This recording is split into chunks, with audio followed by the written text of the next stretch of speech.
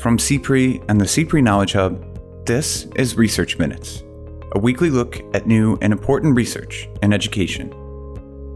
Today, we look at results from an 11-year study of students in college, which found that smartphone usage may be having an increasingly negative impact on both knowledge retention and performance on exams.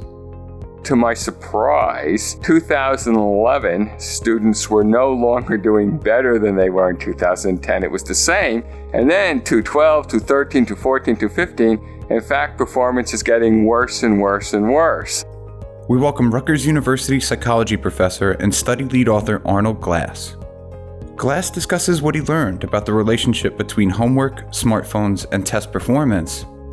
After all that practice, they were less likely to know the answer than the very first time when they were presented with a question.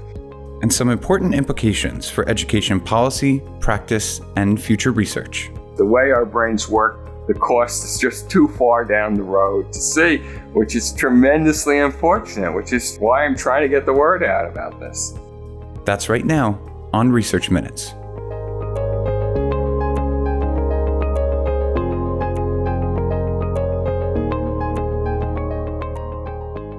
Hello and welcome to Research Minutes. I'm Keith Heumiller, Managing Editor of the CPRE Knowledge Hub. Today we're speaking with Arnold Glass, Professor in the Department of Psychology at Rutgers University. Thanks so much for joining us, Arnold. Thank you for having me. So today we're discussing your new study, which was co-authored with Rutgers University's Meng-Shui Kang, titled Fewer Students Are Benefiting from Doing Their Homework, an 11-year study. It was just published in the journal Educational Psychology, and it provides some insight into a couple of different areas that, at least until recently, have been relatively understudied, including the potential impact of cell phone usage on student performance. To start, though, I'm curious what drew you to this line of research all those years ago? What kinds of questions did you have, or possibly what kinds of student behavior did you observe that led you to this study? This was a long time in coming. Really far back when I first became an assistant professor in the last century, it seemed to me if there was anyone in the university who had this ethical obligation to do a good job of teaching, it was someone who was allegedly studied learning and memory and therefore should know the optimal ways to create instructional methodologies to help their students do well. However, for a long time, it became clear that the technology didn't exist to actually translate what we knew about learning and memory in the laboratory into actual classroom instructional methodologies. So for many years, I was frustrated and dreamed about that technology arriving. And in this century, it did in fact arrive in the form of course platforms and personal response systems that now allowed me to do things that were impossible to do previously and to actually apply, to test whether the effects we got on learning and memory in the laboratory would, in fact, as I thought they would, greatly improve exam performance in real classrooms with real students.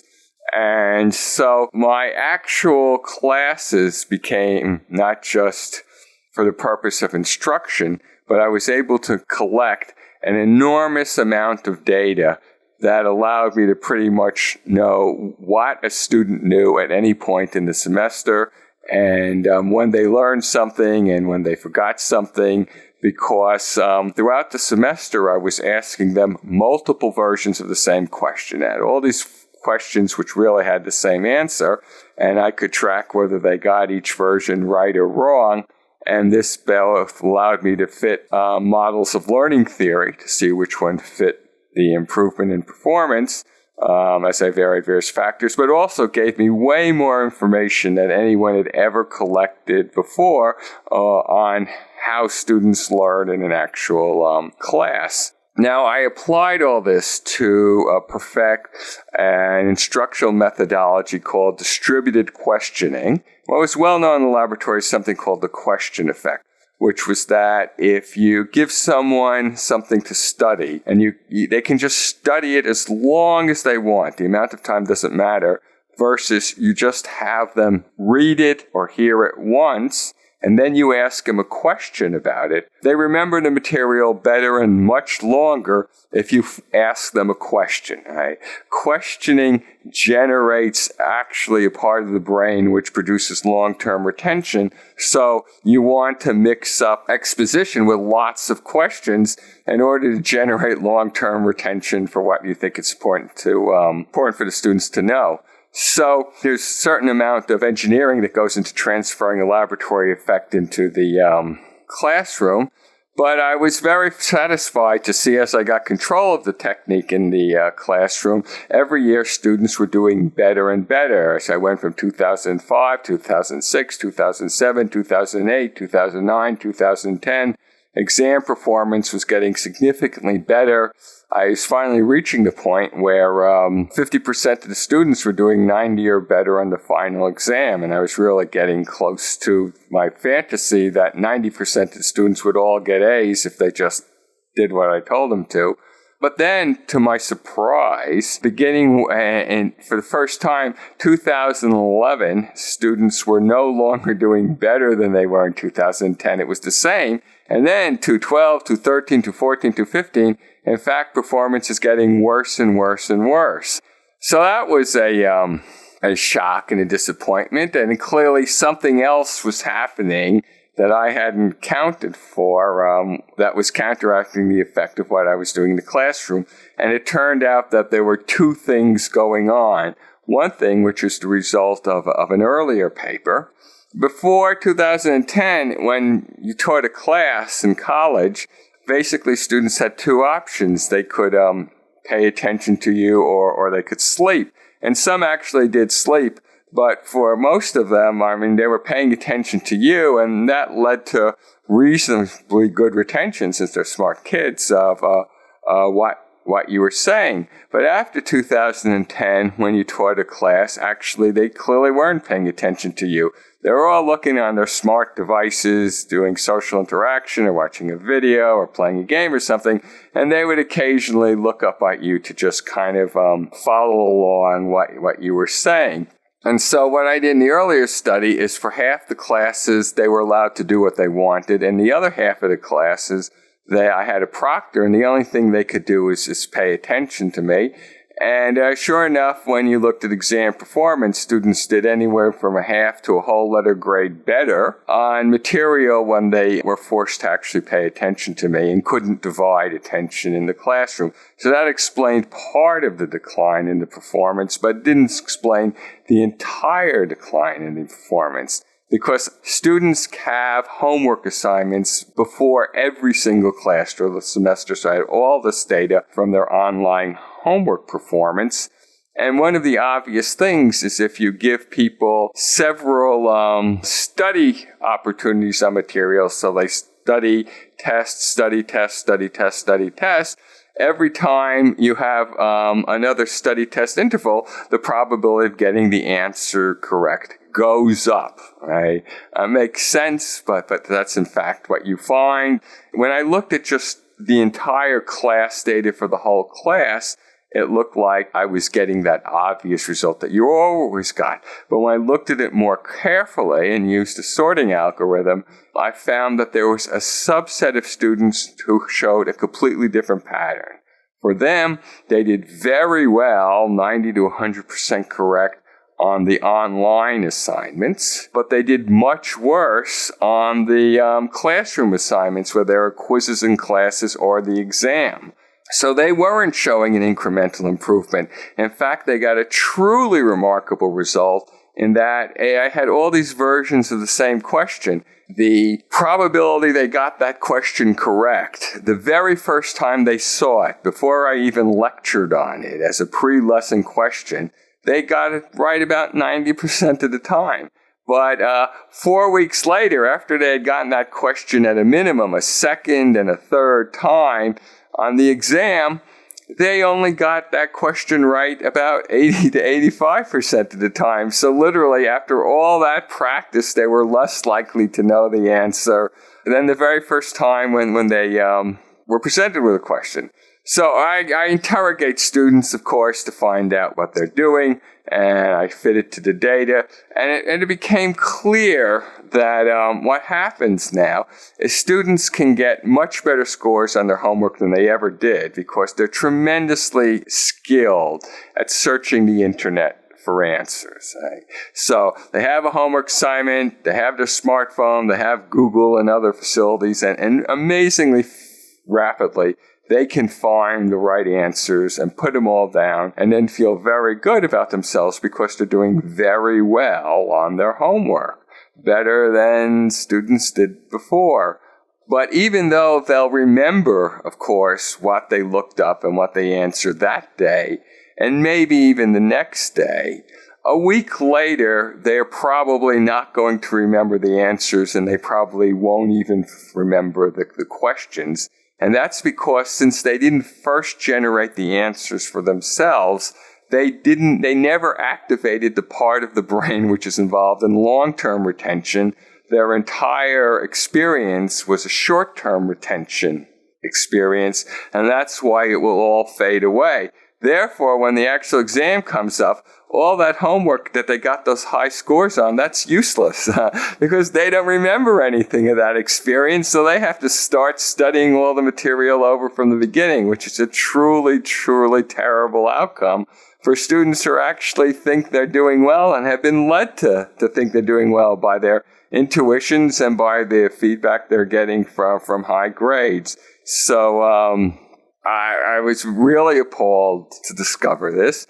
And I was also appalled to discover that, and this is not surprising, that over the 11 years of this study, that the percentage of students who were now showing this phenomena of doing better the very first time they got the question on the exam, so their exam performance was lower, had gone from 15% to 50%, okay? And it was really in danger of becoming so ubiquitous that you couldn't even study this anymore because all students would be showing this bad behavior.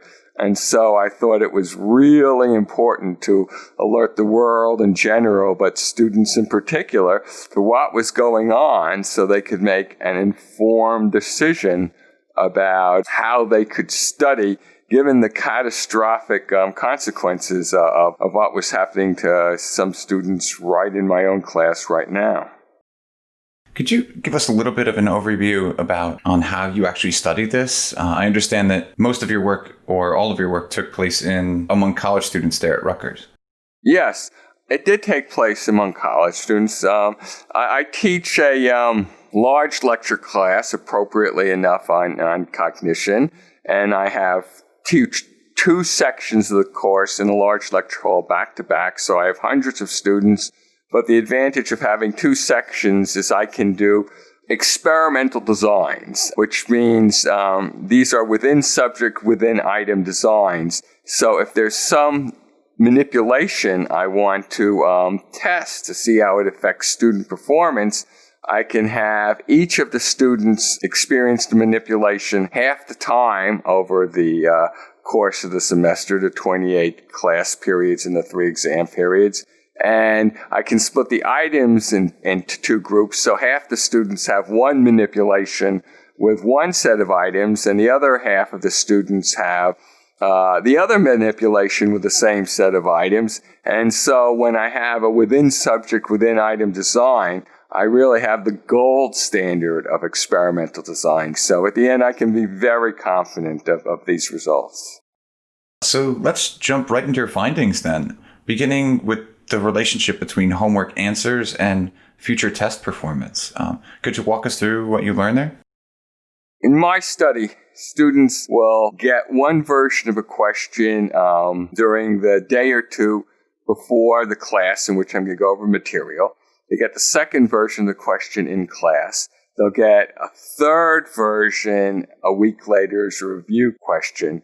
And then they'll finally get a fourth version of the question on the exam. What should happen, since let's face it, you have to give the same answer over and over again, is every single time the probability of you getting the correct answer should go up, up, up. And so it should peak on the unit exam. And in fact, it should be even higher on the final exam at the end of the semester when you get a 5th version of the question. And it used to be that was true for all the students. But as I've said, now the number of students who are showing that pattern is declining. And it's declining because the earlier attempts to answer the question, regardless of whether or not the student comes up with the correct answer, if they don't remember the answer to the question, either the answer or the question the next time I present another version of the question, then it doesn't help them. And that's why I'm not seeing any improvement in performance. I can show this is true because, as I do on occasion, I can force the students to pay attention. Like when I had a proctor going around in class and making sure they were paying attention to me, or I can force them online by having them read a little paragraph and then answer for that particular paragraph. And when I force them to pay attention, then, of course, it does have an effect on the exam. But absent my forcing them to do that, I'm getting this other pattern. And I can understand why, because after all, they're getting the correct answer. And no one has any insight that if you remember something today and you think you can remember it tomorrow, that you're going to forget it a week from now. I mean, our memories just don't work that way. And so they get sucked into what for them is a very efficient strategy for doing very well, using a tool that they're very familiar with and has become second nature, like a habit. I mean, this is such, habit. I mean, all day long, when you want to know something, you go to your phone and you look it right up, and that's no problem. Because 99% of the time when you're using your phone to get information, you don't want to remember that permanently. I mean, that's what you got the cell phone for. The one time where this is a bad idea is in class, where the whole point is you're trying to learn to remember something. And that's the one time when using the cell phone to just get that information quickly is detrimental rather than a positive. And so I don't blame the students for misapprehending this whole thing. There are all these rewards and no obvious cost to what they're doing, but that's just because they can't see the cost. The way our brains work, the cost is just too far down the road to see, which is tremendously unfortunate, which is why I'm trying to get the word out about this. Speaking of getting the word out, it seems that your work here is already starting to have an impact, particularly your findings about how phones have likely changed student behavior over time. So I guess I just wanted to ask you, what do you think the implications of your work are? What are the big takeaways here? I wish I could be sure it was having an impact. I'm not confident that it is. They're just strong cultural presuppositions. So people, when they look at the findings, they say, oh, well, that's interesting. But it isn't like there's anyone else on the planet who feels that they have an obligation to tell anyone about these results, trying to get the word out.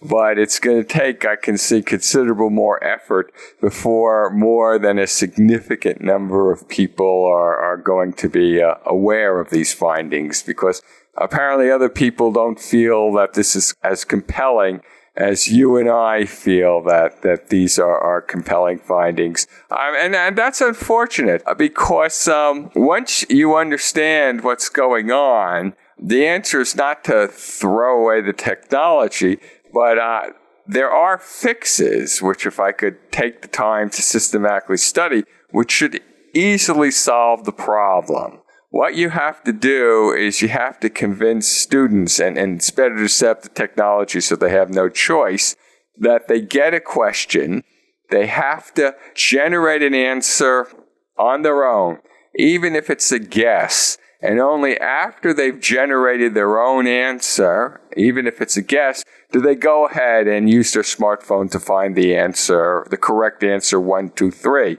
Everything we know suggests that if they always first generate and commit themselves to an answer, which they may have to change if it's wrong, then in fact they will have long-term retention of the entire experience. So what they're doing will ultimately improve their exam performance. So I would like to systematically do this and demonstrate that it works, and then get the word out on all this. But there's just not enough interest in the world. People have funny ideas. They internalize whether they're smart or dumb, which is always a bad thing to do. And today, people are more reticent than they were in the past of telling other people how they should study or learn. And so everyone kind of washes their hands of the whole thing, which is, from my point of view, very unfortunate. I did just want to follow up on the replicability or the applicability of your results here in the K-12 sphere. I know that the work you did was in higher ed, but do you think that there are implications here for K-12, for younger grades? You get the kind of findings I'm working with people of all ages in the laboratory. If you do training rather than instruction, you can get these results with animals. So I'm sure that it will generalize to K through 12. In fact, I have some data that indicates it might, but the problem is I can never get funding for the K through 12, so I don't have enough data ever to publish. But I'm sure if I could, that I'd get exactly the same results. I mean, there's not really that much difference at that point in human beings and what they're doing. These are fundamental effects. So then that brings me to my final question for today, opportunities for future research. Do you think that this is an area of study that should continue either for you or for others who are working in this field? Well, obviously, since I've devoted such a big chunk of my life to this, I absolutely think that this is extremely important. Here in this century, we have all these wonderful new technologies. However, there's this very superficial view of how to handle them, which is basically, here's this great new technology, use it, and of course, you and the world will be better. But that's just crazy. These things are very powerful tools with very powerful consequences.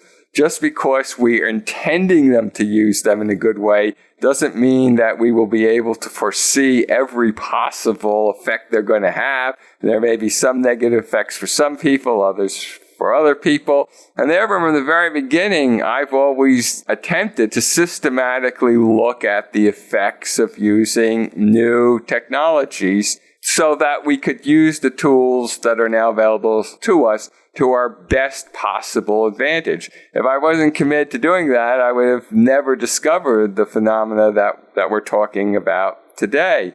But that whole approach that you should actually figure out what the tool is good for, how to use it, seems completely alien to the land of hype that we live in today. There's no interest or support anywhere for investigating what are the best ways to use the new technologies or to systematically look at the positive or negative effects that they might have. Well, Arnold, this is incredibly intriguing work, and we want to encourage our listeners to go and read the full article. Again, it's titled, Fewer Students Are Benefiting from Doing Their Homework, an 11-Year Study, and it was just published in the journal Educational Psychology. Arnold Glass, thanks so much for joining us today. Thank you so much for having me. I'll appreciate this forever. Thanks for listening to this week's Research Minutes, presented by the CPRE Knowledge Hub. For more episodes or to subscribe to the series, you can find us at researchminutes.org. To share thoughts on today's episode or to suggest a future topic, you can find us on Twitter at CPRE Hub. That's CPRE Hub.